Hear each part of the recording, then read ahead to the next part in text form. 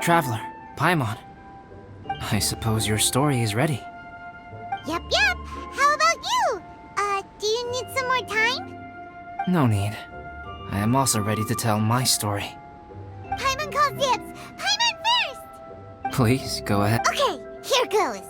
Once upon a time, there was an evil researcher who went into the mountains and did a crazy experiment on whopper flowers to transform their appearance. After a lot of pain and suffering, the whopper flowers finally took on a human form. Then they stood by the side of the mountain to wait for unsuspecting bypassers.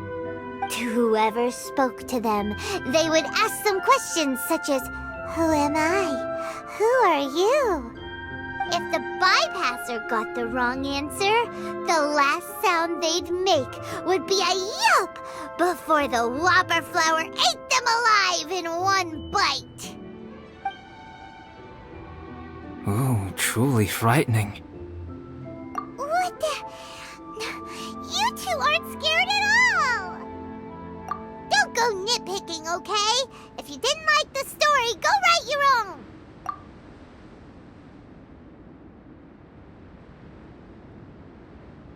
In other words, the whopper flowers would ambush and then completely replace their victims. And then what? Go back to where the person lives? Enter their home? Eat their whole family? Paimon made up this story, but now Paimon's the one who's scared by it. It's a good story. Oh, may I write it down? I may bring it up in future conversations. What for? Just to scare people with? Yes. You've got a real mean streak, Albedo. Mine is a little longer than yours. It starts with an alchemist. A great alchemist once created Subject 1. Subject 1 was her proudest achievement, and successfully blended into human society.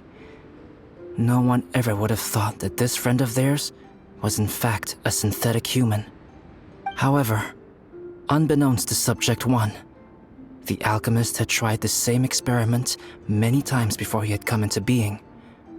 Some of the rejects from failed experiments had been discarded, but had not died. Subject 2 was one such failed experiment. He was swallowed by a great dragon that came to rest upon a snow-swept mountain. Many years later, he was resurrected by the dragon's mysterious power. He saw all kinds of people on the mountain, including Subject 1, who had somehow miraculously blended in among them. Never in Subject 2's wildest imagination had he thought it possible for experimental life forms such as they to deceive everyone so successfully. He saw the way humans accepted Subject 1 as a friend, witnessed their affection as they addressed him by name. This was what Subject 2 wanted.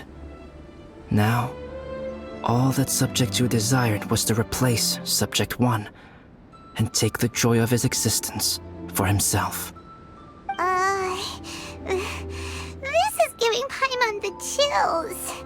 So scary. Subject 2 began to unfold his plan. He stole Subject 1's books and notes and studied all that Subject 1 had learned from the alchemist. Subject 2 was highly intelligent, and he learned quickly. He changed his face into an exact replica of Subject 1's face. Then, he found a plant with mimicry capabilities and transformed it using dragon blood and alchemy. And so, not only did Subject 2 transform his own appearance to perfectly match that of Subject 1, he also created a third entity, Subject 3. What? There's 3 of them now? But Subject 2 wanted to become a perfected human. So, he erased a mark in both his and Subject 3's necks. For these marks were symbols of imperfection. In my view, it was probably a subconscious act, an instinct.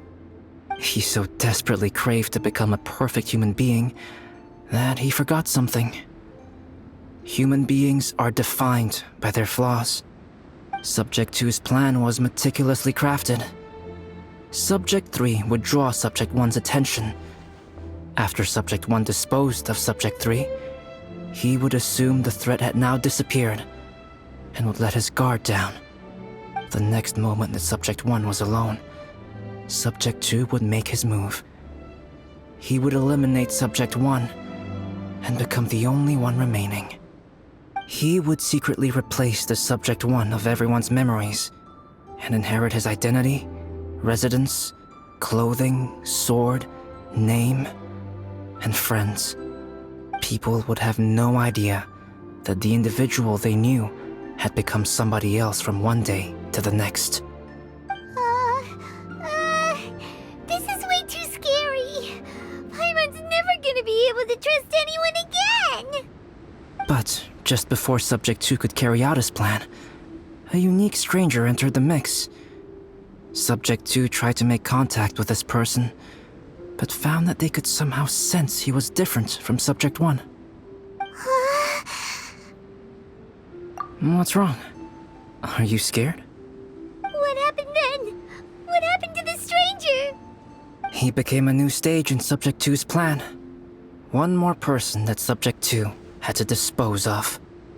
It's as if there were 3 identical roses in a garden. Only one of the 3 was a fine specimen, while the other 2 were defective specimens that bore poisonous thorns. In all the world, only the gardener who tended to them could tell which was the good specimen. People do not like poisonous plants. Only a perfect rose can fetch a high price. If the inferior specimens wanted to conceal the fact of their worthlessness, they would have to take the gardener out of the picture, using their poisonous thorns. This is exactly what Subject 2 was thinking. So, he hid in the shadows and waited patiently.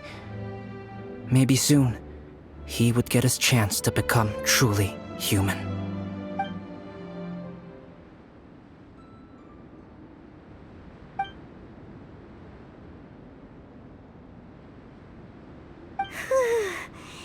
That was intense! So what happened after that? Did Subject 2's plan succeed? Paimon can't bear thinking about it.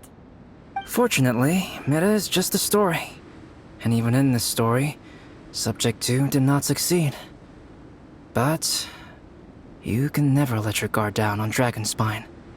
Monsters mutated with Durin's power and blood are also creatures of Rhine-Daughter, just like me.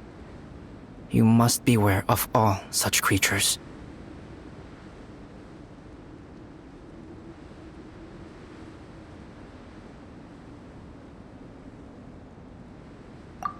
I'm glad to hear that. It's okay. I know what I am.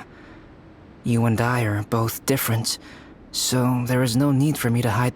The only thing is that sometimes, as beings who set foot in this world, how arrogant are... Is creation an arrogant act, traveler?